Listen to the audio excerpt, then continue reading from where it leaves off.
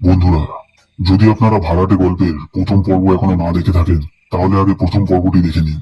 না হলে এই সম্পূর্ণ গল্পটি আপনারা বুঝতে পারবেন না।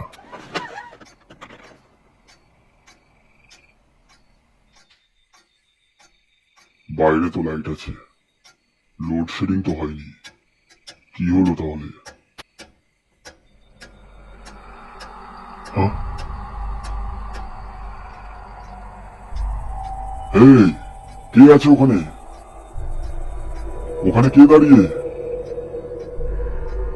কে তুমি? আরে, আমি চশমাটা কোথায় রেখে দিলাম, পরিষ্কার দেখতেও পাচ্ছি না।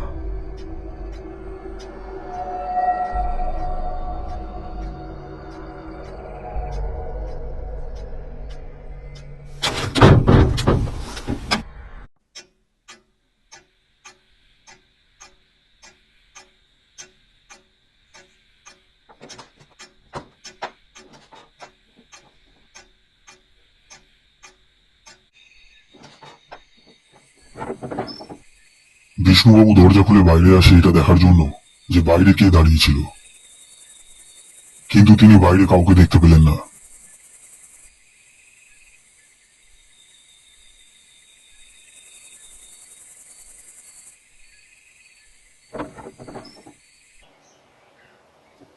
সকালে বিষ্ণুবাবু একজন ইলেকট্রিক মিস্ত্রিকে ডাকেন।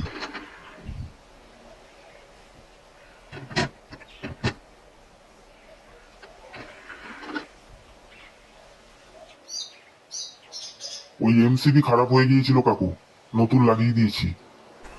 আচ্ছা, কত দিতে হবে তোমাকে? 200 টাকা দেবেন।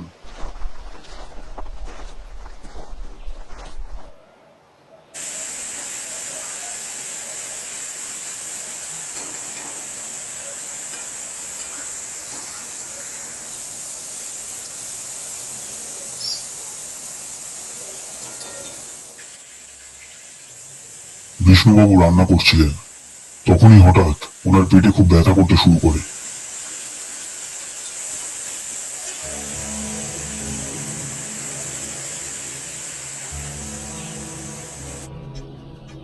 এরকম পেট ব্যথা বিষ্ণুবাবুর আগে কখনো হয়নি, কারণ তিনি খাওয়া দাওয়া সময় মতো করে দিতেন। আর তাছাড়াও বিষ্ণুবাবু কোনো রকম নেশা করতেন না, তিনি সবসময় ঘরের খাবারই খেতেন। বাইরের খাবার তিনি খুব কম খেতেন। তাই বিষ্ণুবাবু বুঝতে পারছিলেন না যে হঠাৎ করে ওনার পেটে এত ব্যথা কেন করছে।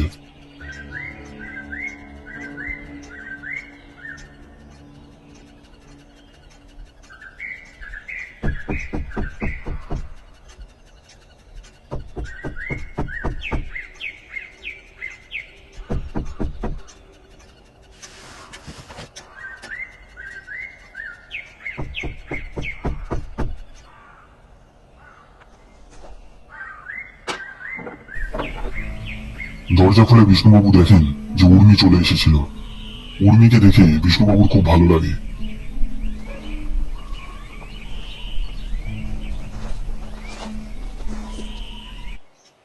বাড়িতে তোমার মা বাবা সবাই কেমন আছেন? হ্যাঁ, সবাই ভালো আছেন। কাকু, আমি আপনার জন্য লাড্ডু এনেছি। আমাদের গ্রামে একটা দোকান আছে যেখানে খুব ভালো লাড্ডু তৈরি করে, এই জন্য আমি আপনার জন্য নিয়ে এলাম। ও আচ্ছা। আচ্ছা কাকু, আমি ওপরে গিয়ে ড্রেস চেঞ্জ করে নিই। হ্যাঁ হ্যাঁ, তুমি উপরে যাও, অনেক দূর থেকে এসেছো, হাত মুখ ধুয়ে বিশ্রাম করো।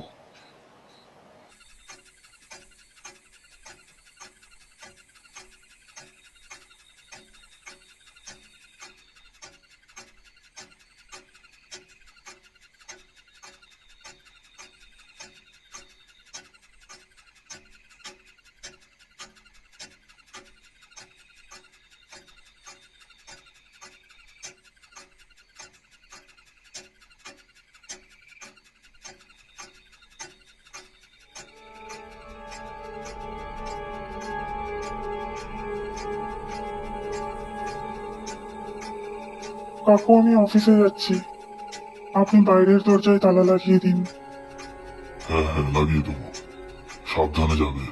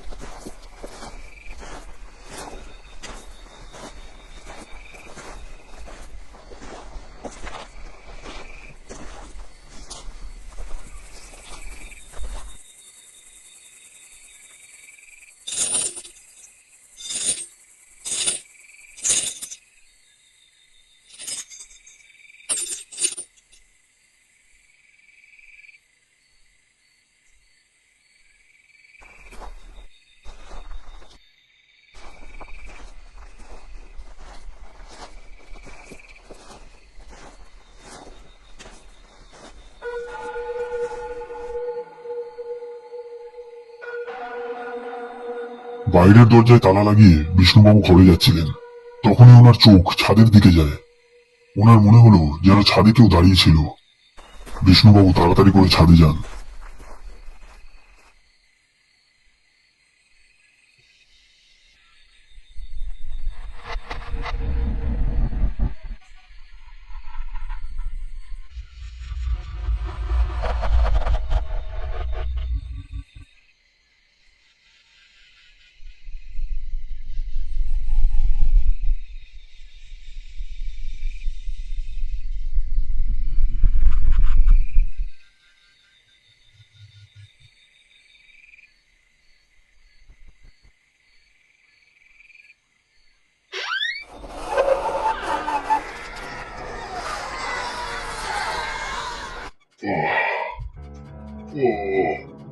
পরের দিন সকালে বিষ্ণুবাবুর আবার পেট ব্যথা শুরু হয়। আর এইবার ওনার খুব বেশি পেট ব্যথা হচ্ছিল।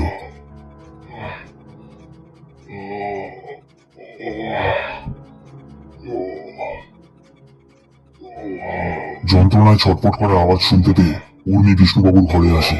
কাকু, কি হয়েছে কাকু? পেটে ব্যথা হচ্ছে। এরকম কিছুদিন ধরে হচ্ছে। হঠাৎ করে পেটে ব্যথা শুরু হয়ে যায়, আর কিছুক্ষণ পরে এটা নিজে থেকেই ঠিক হয়ে যায়। আজকে একটু বেশি ব্যথা করছে। ঠিক আছে কাকু, আমি এক্ষুনি আপনাকে ডাক্তারের কাছে নিয়ে যাচ্ছি।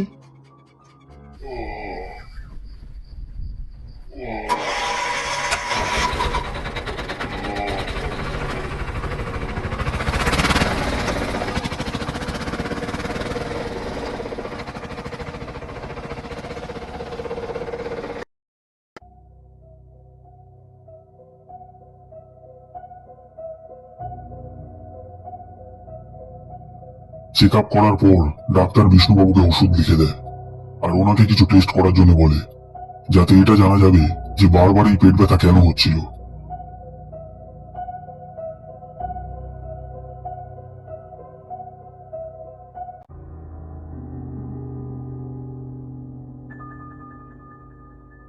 বাড়ি ফেরার পর উর্মি বিষ্ণুবাবুকে বলে যে তার একটা বন্ধু হাসপাতালে কাজ করে, আর যদি বিষ্ণুবাবু সেই হাসপাতাল থেকে ওনার টেস্টগুলো করায় তো সমস্ত পরীক্ষা খুব কম খরচায় হয়ে যাবে, আর রিপোর্টও খুব তাড়াতাড়ি পেয়ে যাবেন। বিষ্ণুবাবুও সেই হাসপাতাল থেকে ওনার টেস্টগুলো করার জন্য রাজি হয়ে যায়।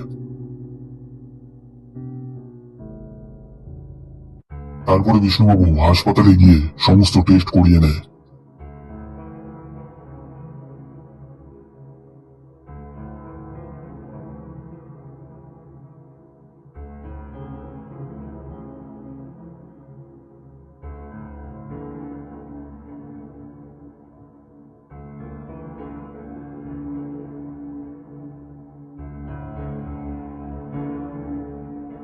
উর্মি বিষ্ণুবাবু খুব ভালোভাবে দেখাশোনা করছিল আর খেয়াল রাখছিল।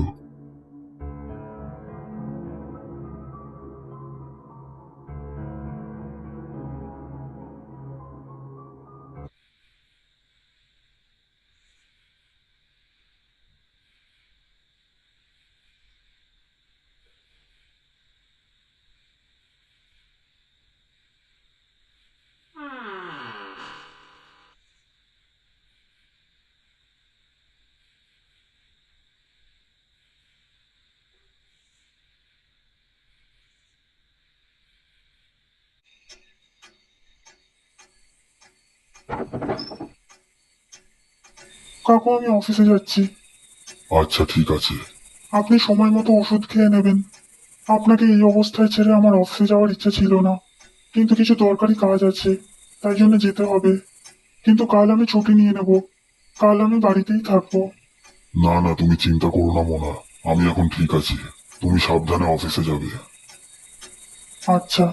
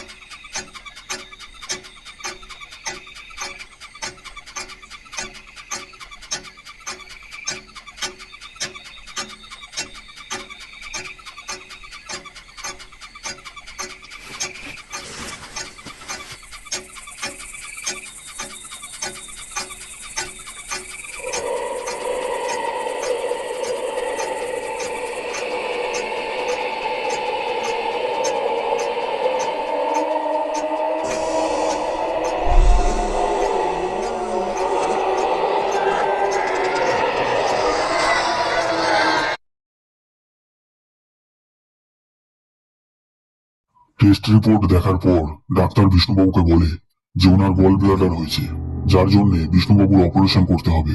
আর অপারেশন খুব তাড়াতাড়ি করতে হবে, না হলে বিষ্ণুবাবুর খুব বড় রকম সমস্যা হতে পারে।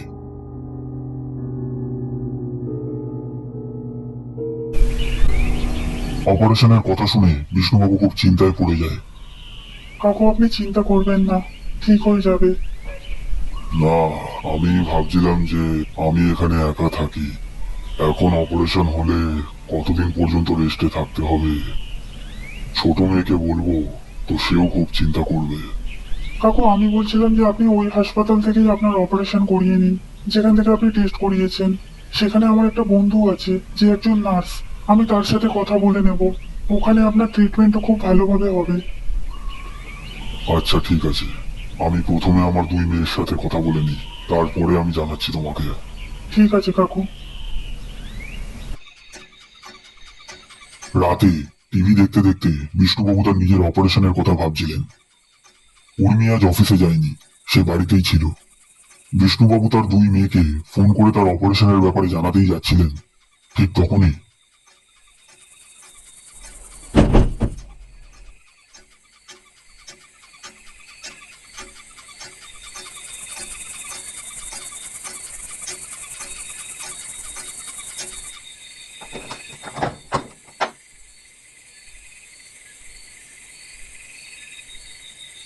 আরে এটা তো উর্মির জুতো, এখানে পড়লো কি করে?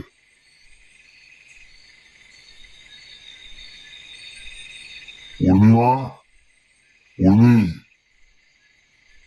আমি দিয়ে আসি। বিষ্ণুবাবুর বাড়িতে এইসব কি হচ্ছে, আর এরপরে কি কি হতে চলে? যদি আপনার এই ভিডিওটি ভালো লেগে থাকে তবে প্লিজ লাইক করবেন, আর এরকম হরর ভিডিও আরো দেখার জন্য আমাদের এই চ্যানেলটিকে সাবস্ক্রাইব করে